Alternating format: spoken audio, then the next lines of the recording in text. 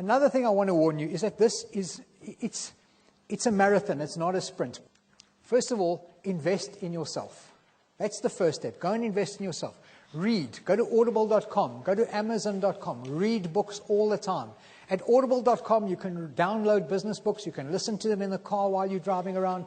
You can learn more stuff about what you're doing. It's just absolutely amazing. All the information is out there. Second of all, invest in your business. As I said earlier, you don't need a faster car. Maybe you need a better website. Maybe you need a logo or a business card. Maybe you need an online accounting system. But invest some money into your business. And then invest in your staff. And everyone always says this to me. Say, Mike, what if I train my staff and then they leave? Right. Or what if you don't train them and God forbid they decide to stay? Okay. Don't you think that's a lot worse? Don't you think a lot more damage?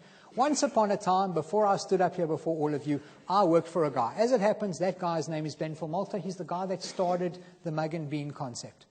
I'd like to think that he's standing somewhere today, and when he hears my name on the radio or he sees me in the newspaper, he thinks to himself, I helped that guy get to where he is today. And he doesn't sit there and think, I can't believe I wasted all that time training him. Be proud of your staff. If they move on to bigger things and better things, so be it. They move on to bigger and better things. You don't have to worry about it. Just be proud of them, train them. They can only help your business right now. There can be nothing worse than poorly trained staff. You've all been subject to it. It's funny as small businesses, we know exactly what it is that we hate in other small businesses. But when we look at ours, it's not a problem. Customer phones you to complain, you put down the phone, you go, what is he complaining about? Invest in your staff and train them. And then finally, invest in your families. They've earned it. They need your time. They need your recognition. They need your support. Ladies, close your ears 1 second. Gentlemen, when you get home from work this afternoon, tell your wife about your day. Okay. She does want to know.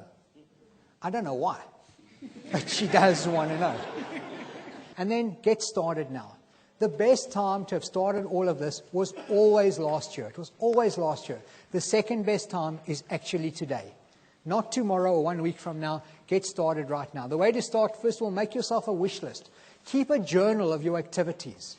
When you get home from an appointment, first thing you do, in a book, write down exactly how the appointment went. How you felt you performed. What questions were you asked that you couldn't answer? So that next time the guy asks you the same question, no matter how stupid you thought his question was, you're able to answer it. Write these things down in a book. How did my call go? How did my TV advert work? How did my phone call go? Anything you can, write it down, make a journal. And if you're about to start a business, walk around with one of those little black homework diaries. You know those little black homework diaries? And every time you see something, no matter what the business is, write it down.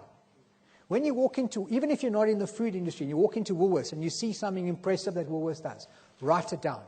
Walk into a restaurant and the waiter talks to you in a particular way, write it down. Because one day you'll go back to that book and it will be your blueprint. Your whole business and marketing plan will be in that little book and you will have written it long before you needed to. Find yourself a mentor. Listen to your conscience. You know more about your business than I do. You know what's wrong with your business. You know what you have to fix. It's about habit. Habit is ordinary people doing extraordinary things all the time. What you do every day in work, that's just ordinary stuff. Do it extraordinary well. Whatever you do, be the best at it. Make that decision. It's about habits, conscious. And then finally, insanity is doing the same thing over and over again and expecting a different result. I want you to be back here next year with different problems, with cash flow problems, with staffing problems, with growth problems, with a problem where you come and see me and say, Mike, I don't know what to do because Bidvest wants to buy my business. And they've only offered me 46 million rand. Should I take it? That's the kind of question I want and I want next year. So please, guys, go out there, make a decision. Start off when you get home, write the elevator pitch. It's very, very important to you. Then make yourself more professional. Get social with social media. Seek help fast. The most successful small businesses are those that ask for help the fastest. The not-to-do list, write it, stick to it, keep your feet firmly on the ground, and most importantly, start today. Don't start a week or a month from now, start today. Because you do all that, I can promise you, in there is your 7-step plan. You can make a difference. You can make this business fly. That is what you're going to do.